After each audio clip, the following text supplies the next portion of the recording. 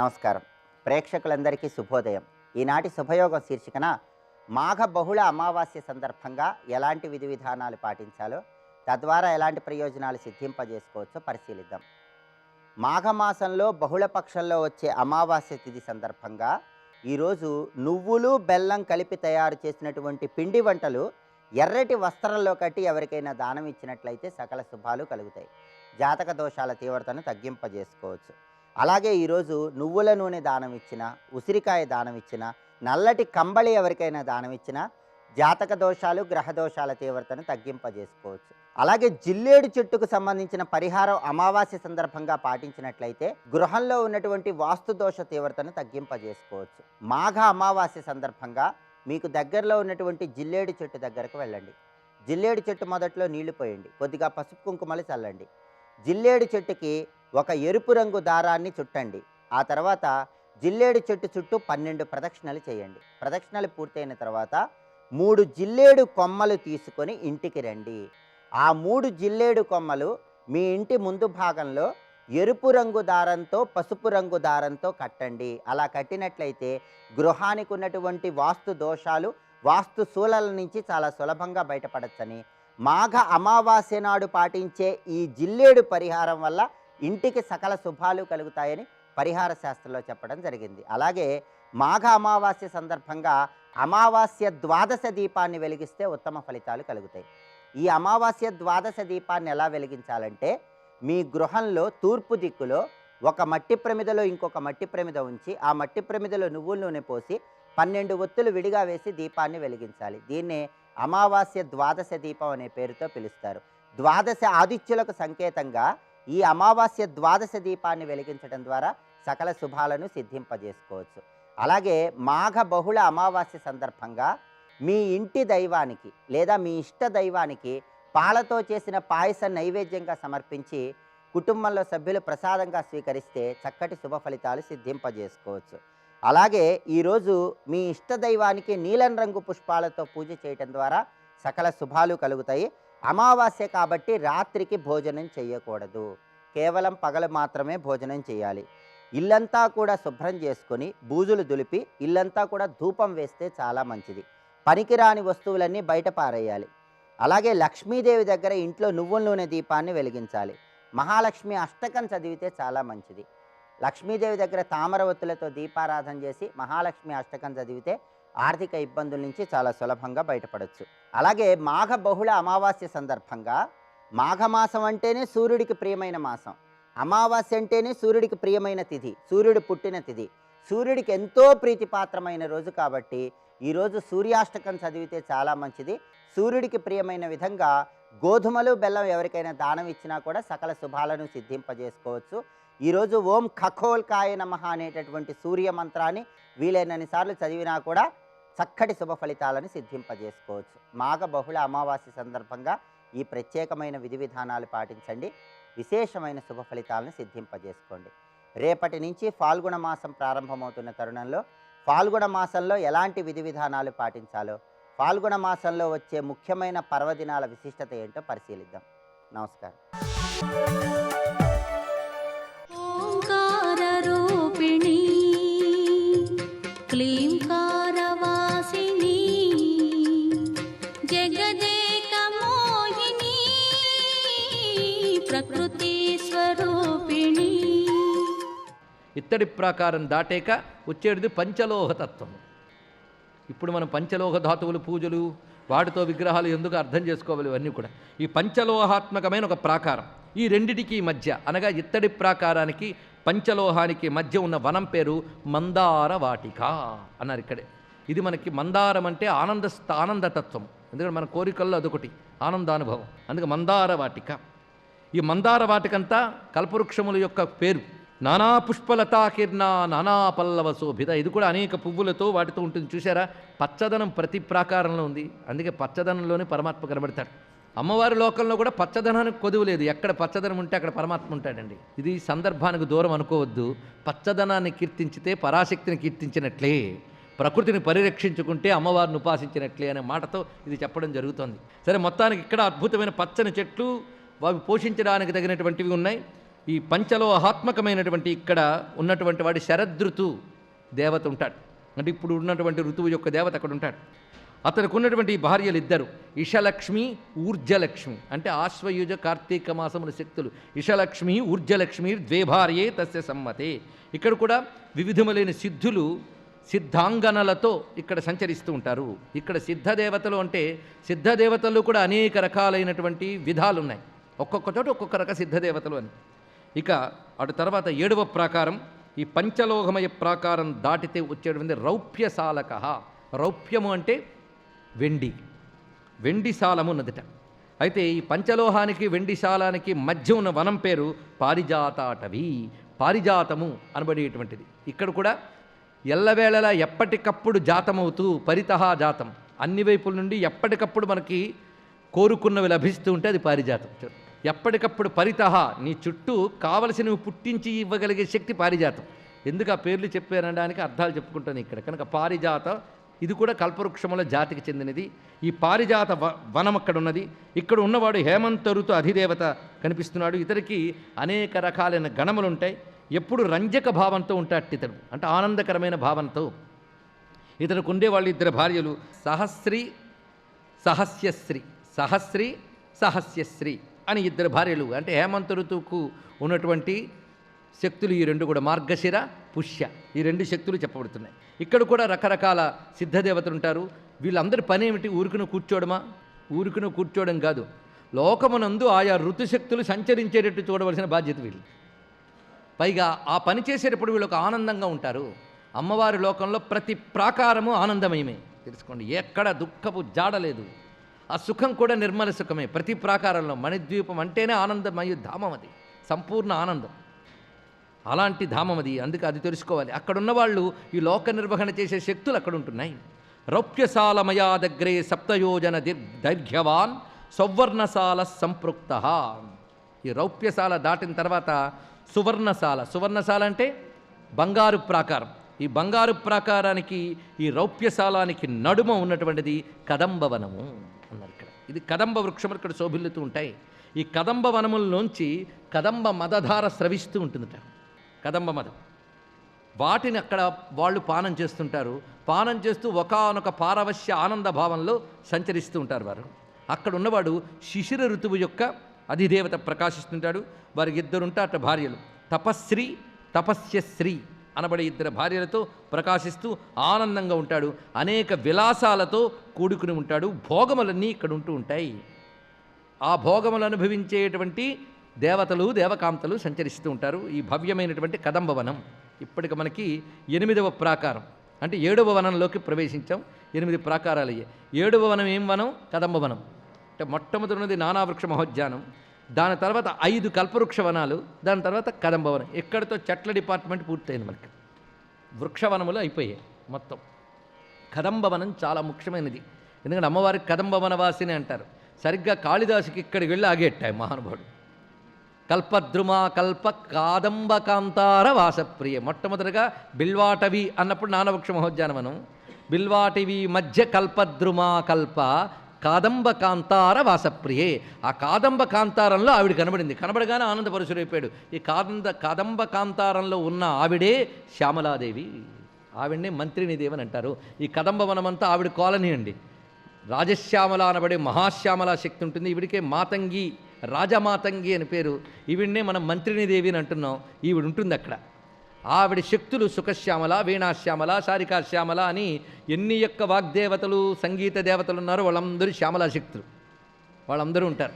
ఇందులో ప్రధానమైన అమ్మవారి యొక్క భవనం ఉంటుంది, కదంబవనం. అందుకే కదంబవనాన్ని బాగా ధ్యానించుకోవాలి మనం. ఎందుకంటే జ్ఞానశక్తి అయినటువంటి శ్యామలాదేవి యొక్క భూమికి ఇది. అటువంటి ఆ తల్లిని నమస్కారం చేసుకుని కదంబవనం దాటాలి. అయితే అటు తర్వాత స్వర్ణశాలమయం తర్వాత ఉండేవన్నీ కూడా రత్న ప్రాకారములు మొదలవుతున్నాయి. ఇప్పటి వరకు మనకి ధాతు ప్రాకారములు అయిపోయాయి, ఇప్పుడు రత్న ప్రాకారములు మొదలవుతున్నాయి. అదేవిధంగా వృక్షవనములు అయిపోయాయి. ఇంకా ఈ రత్నమయమైనటువంటి భూమికల్లో ఎలాంటివి ఉన్నాయో చూద్దాం. పుష్పరాగమయస్సాల కుంకుమారుడ విగ్రహ. స్వర్ణశాలమయం తర్వాత పుష్పరాగమయ ప్రాకారమున్నది. అంటే పుష్పరాగములు అని చెప్పబడుతూ దీనికి పుష్యరాగములను కూడా వ్యవహారమున్నది. 2 శబ్దములే, పుష్పరాగ పుష్యరాగములు 2 కూడా శాస్త్రం ఒప్పుకుంటున్న శబ్దములే. ఈ పుష్పరాగమయమైనటువంటి ప్రాకారానికి ఇదివరకు చెప్పబడ్డ స్వర్ణశాలకి మధ్య ఉన్నది రత్నవృక్షములు ఉంటాయి ఇక్కడ. అంటే రత్నకాంతులతో ఉన్న వృక్షములు ప్రకాశిస్తూ ఉంటాయి. ఇక్కడున్నవారు దిక్పాల దేవతలు ఉంటారు. ఇక్కడ దిక్పాల దేవతలు. దిక్కులు ఎక్కడున్నాయితే మన ద్వీపంలో కదా, దిక్కులు లేనిది ఎక్కడ? మనకు దిక్కులు అన్ని చోట్ల ఉన్నాయి కదా, ఎక్కడుంటే అక్కడ దిక్కు. మీ ఇంట్లో మీ దిక్కులు మీవి, ఎవడింటి తూర్పు వాడిదే కనుక వాడింటి వాస్తు ఆ దిక్కుల ప్రకారం చూస్తాడు. కనుక దిక్కులు ఎన్ని ఉన్నాయి? 4 కాదు, ఎవడికి వాడికి మళ్ళీ 4. మన శరీరంలో 4 దిక్కులు ఉన్నాయట. ఎన్ని విషయాలు చెప్తాడు చూడండి. కనుక ఈ 4 దిక్కులు అనే వ్యవస్థ ప్రపంచమంతా ఉందా? మరి ఈ 4 దిక్కుల నుంచి కావలసిన ఎనర్జీ పంపడానికి దేవతలు అయితే 4 దిక్కులే కాకుండా 4 ఐమూలలని చెప్పబడే విదిక్కులు కూడా ఉన్నాయి కదా, మొత్తం 8 అష్టదిక్కులు అంటావు. ఈ అష్టదిక్కులు దేవతలు ఉన్నారు. అంటే అష్టదిక్కుల్ని కంట్రోల్ చేసే శక్తులు వాళ్ళు ఉంటారు ఈ ప్రాకారంలో. వాళ్ళ అవసరం మనకి చాలా ఉందండో. రోజు ప్రాతకాలం లేచి దిగ్దేవతల్ని నమస్కారం చేయాలి. అందుకే సంధ్యావందనంలో అంగం చేశారు దిగ్దేవత నమస్కారం. దిగ్దేవతల్ని నిత్యం నమస్కరించాలండి. మిగిలినవన్నీ అటుంచి దిగ్దేవతలు నమస్కారం చేయాలి. ఎందుకంటే ఏ దేవతలైనా ఈ దిక్కుల్లో వాళ్ళే. ఒక్కొక్క దిగ్దేవతను ఆధారం చేసుకుని అక్కడ ఉన్న అన్ని శక్తులు ఉంటాయి. ఇవన్నీ అవసరం. అందుకే మహేంద్రో ధనదక్కాలో యమస్సోమో హ్యపాంపతి అంటూ ఆదిత్య హృదయంలో ఆ దిగ్దేవతల్ని నమస్కరిస్తున్నారు వరుసగా. అక్కడ 4 దిక్కులు ఆవిష్కరించారు. అలాగే ఇక్కడ కూడా గమనించండి, పూర్వశాలం ఈ ధ్యానించాలి. ఇక్కడ ఈ భవ్యమైనటువంటి ఈ పుష్పరాగమయ ప్రాకార స్వర్ణశాల మధ్యలో ఉన్నటువంటి ఆ రత్నవృక్షముల వనంలో ఉన్నటువంటివి దిగ్దేవతల యొక్క నివాసము. అందులో పూర్వశాల చాలా ఉన్నతంగా ఉంటుంది. అంటే తూర్పు వైపు ఉన్న శాల. అక్కడ ఉన్నవాడు ఎవడయ్యా అంటే మహేంద్రుడు. స్వస్తి.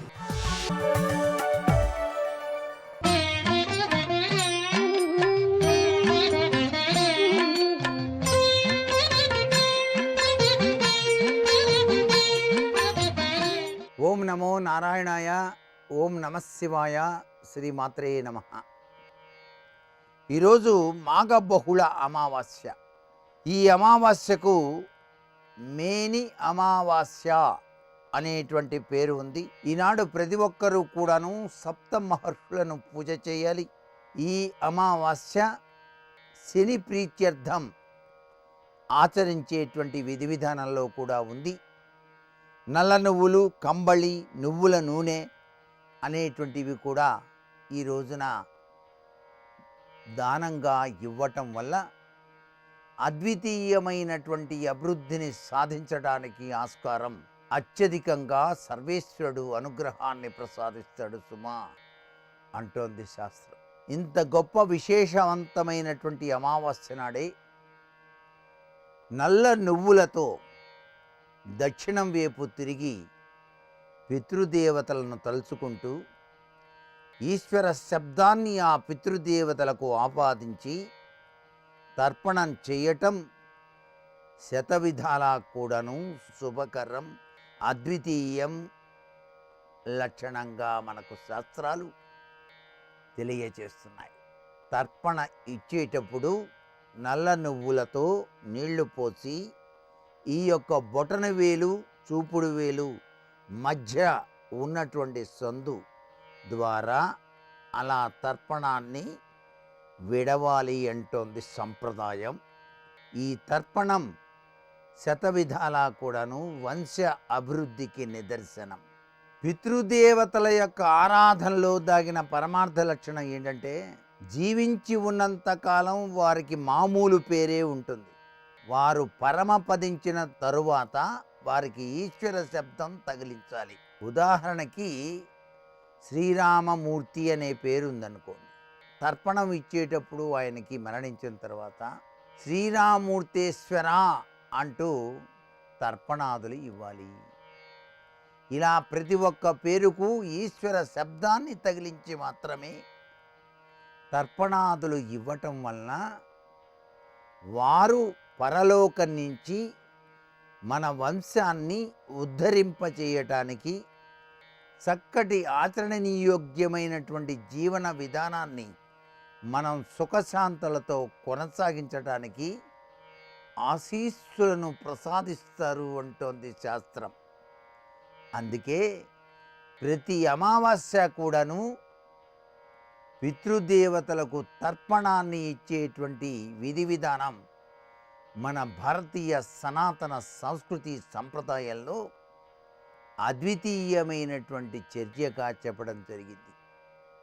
సర్వే జనా సుఖినో భవంతు.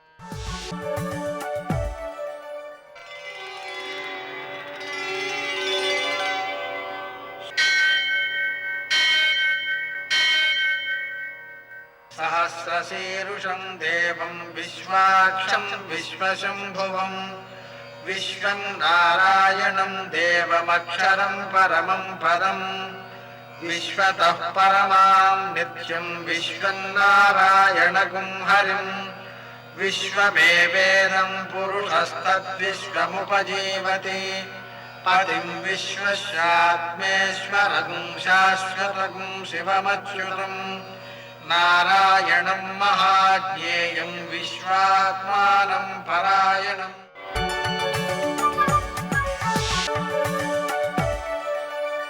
సూర్యశౌర్యమథేందురింద్రపదవీ సన్మంగళం మంగళం.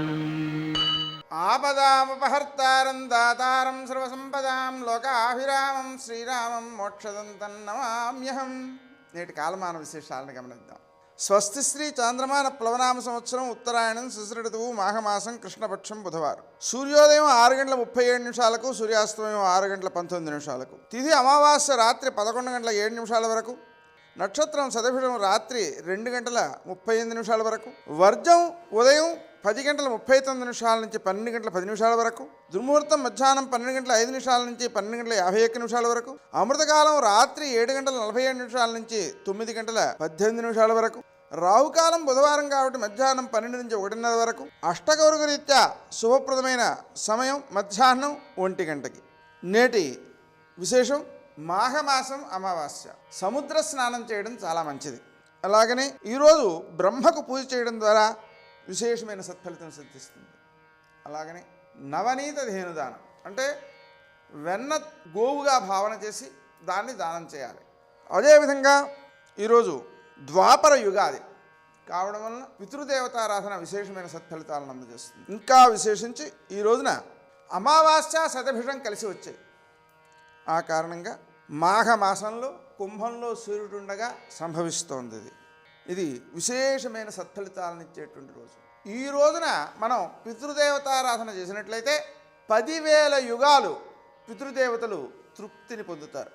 అలాగనే ఈరోజు సూర్యుడు చంద్రుడు ఒకే నక్షత్రంలో ఉన్నందువలన దీన్ని మనం పద్మక యోగం అని పిలుస్తాం.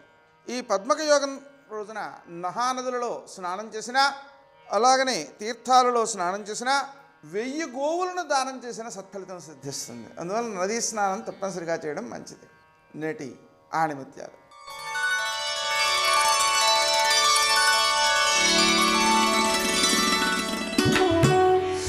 గెలవకపోవడం ఓటమి కాదు, మళ్ళీ ప్రయత్నించకపోవడమే ఓటమి.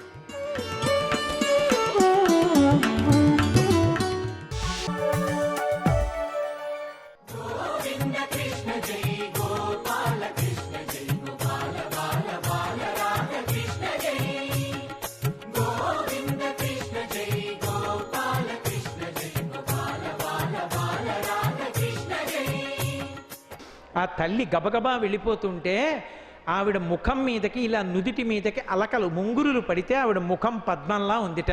అబ్బా ఎంత పెద్ద పద్మం పెడుతోందో, రండి తేనె తాగుదామని తుమ్మెదలు వచ్చి ఆవిడ ముఖం మీద వాలేట.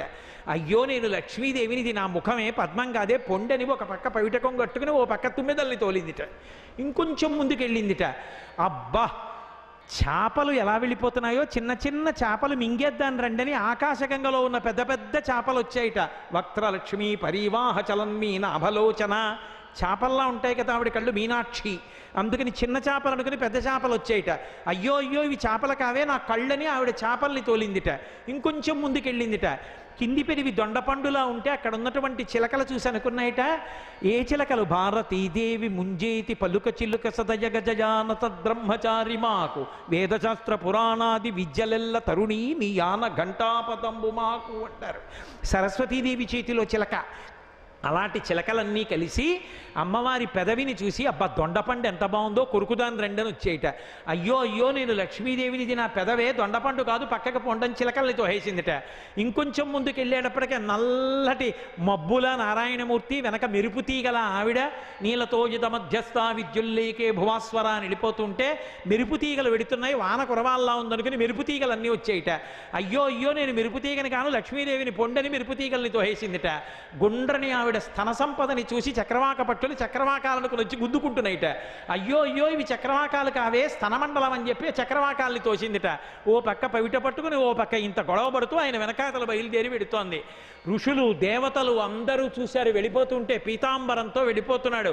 చనుదించన్ ఘనుడల్లవాడే హరి పజ్జంగంటిరే లక్ష్మి శంకనినాదమ్మదే చక్రమల్లదే భుజంగధ్వంసియున్వాడే క్రందన నీతించ నటంచు వేల్పులు నమో నారాయణాయేతి నిస్వనులై మృక్కిరి మింట హస్తి దురవస్థావక్రికించి క్రికిన్. ఒక్కసారి లేచి నిలబడ్డారు. మహానుభావుడు ఎవరి పాదముల జంట కనపడదో, ఎవడి బొటనవేలి గోటి కాంతి కనపడదో అటువంటి వాడు వెళ్ళిపోతున్నాడు. అదిగో ఒకళ్ళు లేచాడు కూర్చున్న వాళ్ళలో. చనుదించన్ ఘనుడల్లవాడే హరి, అడిగోరా 4 చేతులు శంఖచక్ర గదాపద్మాలు పీతాంబరం, అయ్యబాబోయ్ మహానుభావుడు వెళ్ళిపోతున్నాడు, విష్ణుమూర్తిరా అన్నాడు. ఇంకోళ్ళు లేచి పజ్జంగంటిరే లక్ష్మి, రే వెనకాత లక్ష్మీదేవి పెడుతోందిరా అన్నాడు. పజ్జంగంటిరే లక్ష్మి శంఖ నినాదమ్మది, శంఖం పెడుతోంది అనలేదు. శంఖం వేగంగా వెళుతుంటే గాలి దూరి అందులోంచి చప్పుడు వస్తుంది. ఉరే శంఖం మోగుతోందిరా, శంఖం పెడుతోంది అన్నారు. శంఖ నినాదమ్మది చక్రమల్లది, 100 అంచులున్నటువంటి చక్రం వెళ్ళిపోతోంది, చక్రం పెడుతోందిరా అన్నాడు. చక్రమల్లది భుజంగధ్వంసియున్వాడే ఆతత పక్షమాతుర వైకంపిత భూర్ణితాచల వ్రాత మహర్ణ ఉండు అంటారు నన్నయ్య గారు. ఆ రెక్కలు విప్పి వెడుతుంటే గరుత్మంతుడు వేదనాదం వస్తుంది. అదిగో గరుత్మంతుడు వెళ్ళిపోతున్నాడు సుపర్ణుడు అన్నారు. కాబట్టి అదిగో మహానుభావుడు గరుత్మంతుడు ఎడుతున్నాడు. చనుదించన్ ఘనుడల్లవాడే హరిపజ్జంగంటిరే లక్ష్మి శంకనినాదమ్మది చక్రమల్లది భుజంగధ్వంసియున్వాడే క్రన్నన నీతించ నటంచు వేల్పులు నమో నారాయణాయేతి నిస్వనులై. అందరూ లేచి చేతులెత్తి నమో నారాయణ అంటూ చూస్తున్నారు ఆశ్చర్యంగా గజేంద్రభక్షణ సన్నివేశంలో. గబ గబ గబ గబ వెళ్ళిపోయాడు. వెళ్ళిపోయి తిన్నగా ఆ సరోవరం దగ్గరికి వెళ్ళాడు. వెళ్ళి సుదర్శన చక్రాన్ని స్మరించి వెంటనే ఆ మొసలి మీదకి విడిచిపెట్టాడు. ఆఖరి ప్రాణంతో ఉన్నటువంటి ఆ ఏనుగు యొక్క కాలు కొరుకుతున్నటువంటి మొసలి యొక్క కంఠాన్ని సుదర్శన చక్రం తరిగేసింది. వెంటనే మొసలి మరణించి అందులోంచి హూ అన్న గంధర్వుడు బయటికి వచ్చాడు. ఏనుగు రక్షింపబడింది. విచిత్రం ఏమిటంటే మకరము అంటే సంస్కృతంలో మొసలి, మకరము అని పేరున్నవన్నీ పారిపోయేట. ఎందుకంటే బాబోయ్ మకరాన్ని చంపింది సుదర్శనం, మకరం అన్న పేరుంటే మన్ని చంపుతుందేమోనని. మకరం ఒకటి రవిజొచ్చను మకరము మరి ఒకటి ధనదు మాటునడాగెన్ మకరాలయమున తిరిగెడు మకరంబుల కూర్మరాజు మరుగున కరిగెన్. మకరం ఒకటి రవిజొచ్చెను, ద్వాదశరాశుల్లో మకర రాశి సూర్యభగవానుడి చాటును దాక్కుందిట. మకరం ఒకటి రవిజొచ్చను మకరము మరి ఒకటి ధనదు మాటునడాగెన్. నవనిధులలో మకరనిధి కుబేరుడి వెనక్కెళ్ళి దాక్కుంది. మకరాలయమున తిరిగెడు మకరంబులు కూర్మరాజు మరిగున కరిగెన్. ఆ సరోవరాల్లో ఉన్నటువంటి మొసళ్ళన్నీ కూడా ఆదికూర్మం వెనక్కెళ్ళి దాక్కున్నాయిట. మకరం అన్న పేరున్నవన్నీ భయపడిపోయాయి. నడవలేక నడవలేక నీరసించి ఉన్న ఏనుగు దగ్గరికి వెళ్ళి దాని ఒళ్ళు తరిమి తొండం పట్టుకుని శ్రీ మహావిష్ణువు పైకి తీసుకొచ్చారు. ఆయన కరస్పర్శ తగలగానే అది మళ్ళీ విపరీతమైన బలాన్ని పుంజుకుంది. ఇప్పటిదాకా వెళ్ళిపోయిన వాళ్ళందరూ మళ్ళీ వచ్చి షేక్ హ్యాండ్ మొదలుపెట్టారు తొండాలు చాపి. ఓసారి తొండాన్ని తొండంతో చుట్టింది. ఈవలికొచ్చి ఒక తామర పువ్వు తీసి శ్రీమన్నారాయణుని యొక్క పాదపద్మముల మీద పెట్టింది. పెట్టి ఆ ఏనుగు భగవంతుని యందు ఐక్యమైపోయింది. గజేంద్ర మోక్షణము అంటారు. ఎందుచేత అసలు ఏనుక్కి పూర్వజన్మలో చేసుకున్న ఏ పుణ్యం వల్ల చనిపోయే ముందు అంత కష్టంలో భగవంతుడు జ్ఞాపకానికి వచ్చాడు అని అడిగారు. అంటే ఒకప్పుడు దక్షిణ దేశంలో ద్రవిడ దేశాన్ని ఇంద్రద్యుమ్నుడు అనబడేటటువంటి రాజు పరిపాలన చేస్తుండేవాడు. ఒకనాడాంధ్రుపుడచ్యుతున్మనములో నూహించుచున్ మౌనియై అకళంక స్థితియున్నచో కలచజుండచ్చోటికిన్ వచ్చి లేవక పూజింపక ఉన్న మౌనికని నవ్యక్రోధుడై మూఢా లుబ్ధకరీంద్రోత్తమ యోని పుట్టుమని శాపం బిచ్చ భూవల్లభ. ఆ ఇంద్రద్యుమ్నుడు అంతఃపురంలో ఉంటే చుట్టుపక్కల వాళ్ళు వచ్చి పలకరిస్తారని అష్టాక్షరీ మహామంత్ర జపం కోసం రాజ్యానికి బయట నగరానికి బయట ఉన్నటువంటి ఒక పర్వత శిఖరం మీద కూర్చుని తపస్సులో ఉన్నాడు. అగస్త్య మహర్షి వచ్చారు. కుంభసంభవుడు మహానుభావుడు అగస్త్యుడంటే గురువు గారు కానీ మహాత్ములు కానీ ఇంటికొస్తే పూజలో ఉన్నా లేచిపోవాలి తప్ప కూర్చొమ్మనండి పూజలో ఉన్నాను అనకూడదు. గురువు గారికి మహాత్ములకి మినహాయింపు. మొట్టమొదట వచ్చి వాళ్ళ పాదాలకి నమస్కారం చేసి వాళ్ళు ఎందుకు వచ్చారో కనుక్కొని వాళ్ళు వెళ్ళిన తర్వాత ఆచమనం చేసి పూజ మొదలు పెట్టాలి తప్ప వాళ్ళని కూర్చోపెట్టి పూజ చేయకూడదు. కాబట్టి అగస్త్యుడంతటి వాడొస్తే నేను తపస్సు చేస్తున్నాను కదా, నేను ఎందుకు లేవాలని లేవలేదు ఇంద్రజుమ్నుడు.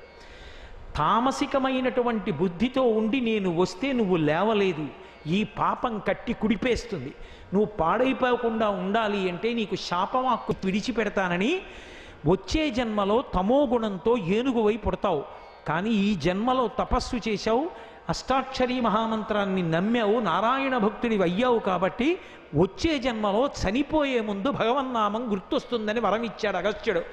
అందువల్ల ఇంద్రజుమ్న మహారాజు గారు ఏనుగుగా వచ్చాడు. సర్వం శ్రీ ఉమామహేశ్వర పరబ్రహ్మార్పణమస్తు. స్వస్తి.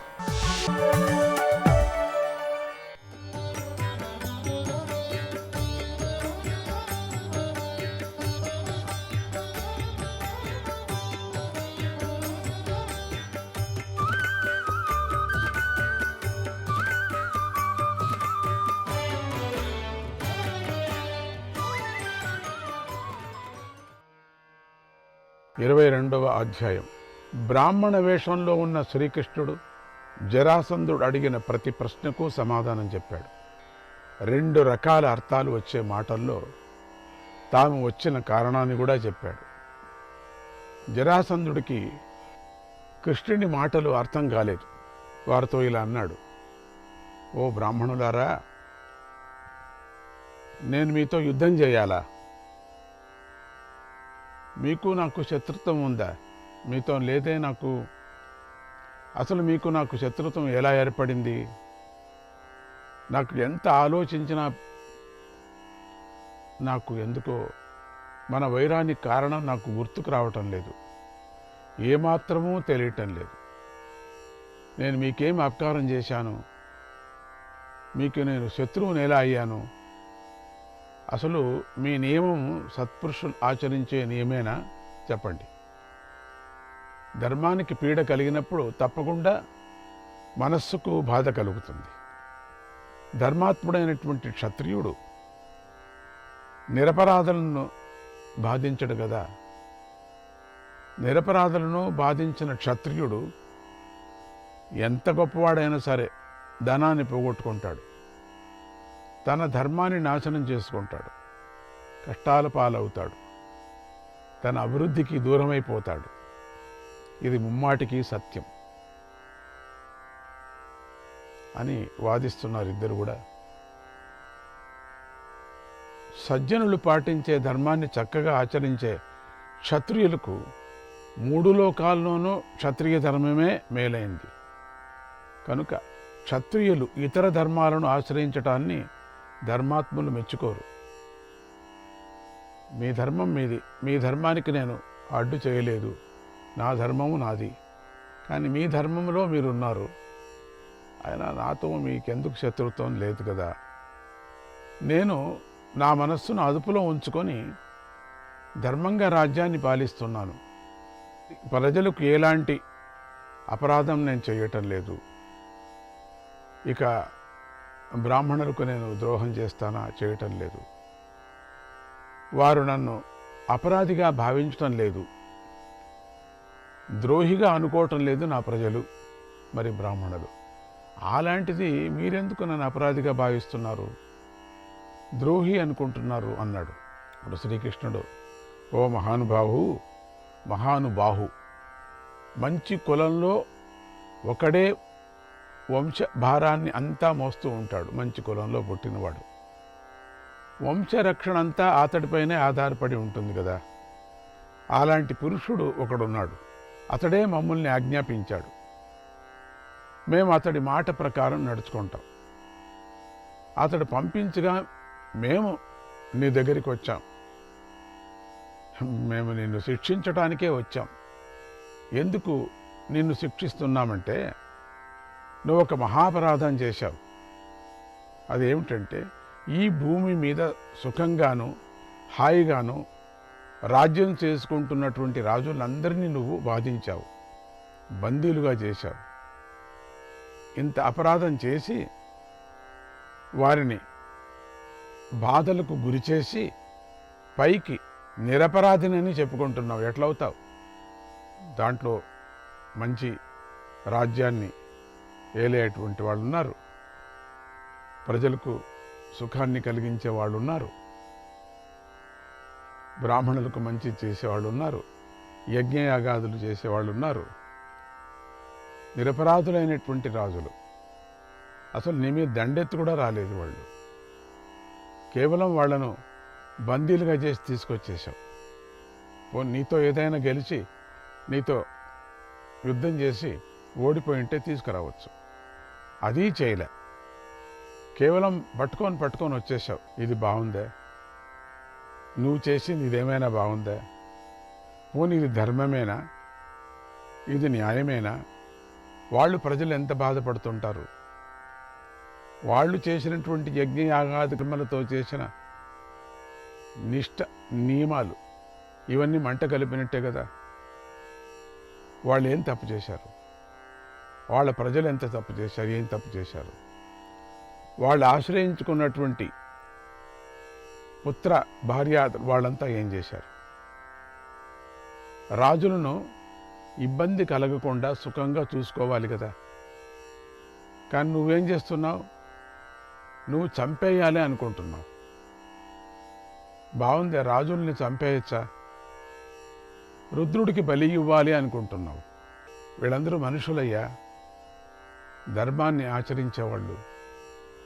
పైగా వీళ్ళెవరూ హింస చేయలేటువంటి వాళ్ళు. అటువంటి వాళ్ళను నువ్వు బలి ఇవ్వాలనుకుంటున్నావు రుద్రుడికి. రుద్రుడు కూడా ఒప్పడు నువ్వు చేసే పని. వారేం పాపం చేశారయ్యా? వాళ్ళని ఎందుకయ్యా చంపాలి అని అనుకుంటున్నావు? ఇదేమైనా బాగుందా? ఇంతవరకు మాకు ధర్మబోధ చేశావు. బ్రాహ్మణులు ఎట్లా ఉండాలా, ఎందుకు, నేనెట్లా ధర్మంగా ఉన్నాను అని నువ్వు కూడా అహంకారంగా మాట్లాడుకున్నావు. నువ్వు ధర్మంగా ఉన్నావా? ఇది ధర్మమేనా? ఇది బాగుందా? నీకు ఈ ధర్మమే బాగుందా? ఇది నీకు న్యాయమేనా? ఓ జరాసంధ, నువ్వు చేసిన పాపం అందరికీ చుట్టుకుంటుంది. ఇక్కడ ఉండేటువంటి ప్రజలందరికీ చుట్టుకుంటుంది. ధర్మాన్ని రక్షించే మాకు కూడా చుట్టుకుంటుంది. హీన కర్మాన్ని ఖండించాలా అనేది ఉంది. నువ్వు చేసేది మొత్తం హీన కర్మం. హీన కర్మాన్ని చూసిన వాళ్ళు ఊరికే ఉండకూడదు, ఖండించమన్నారు, లేక వాళ్ళతో ఓడిపోమన్నారు.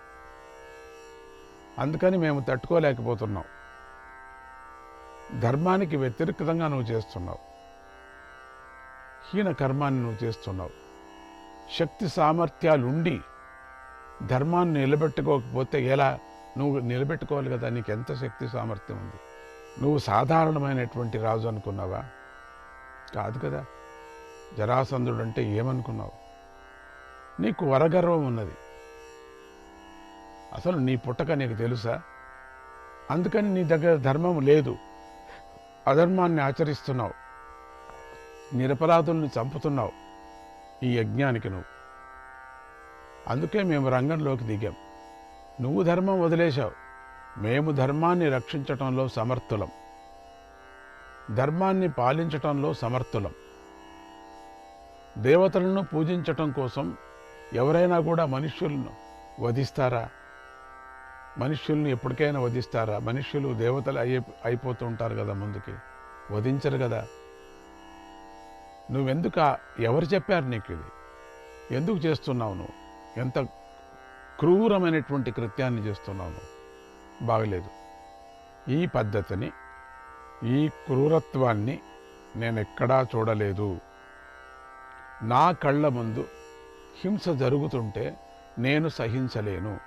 బోళాశంకరుడిని పూజించటానికి మనుషులను చంపటం ఎందుకు? అసలు ఏ ప్రాణిని, దోమని కూడా చంపకూడదు.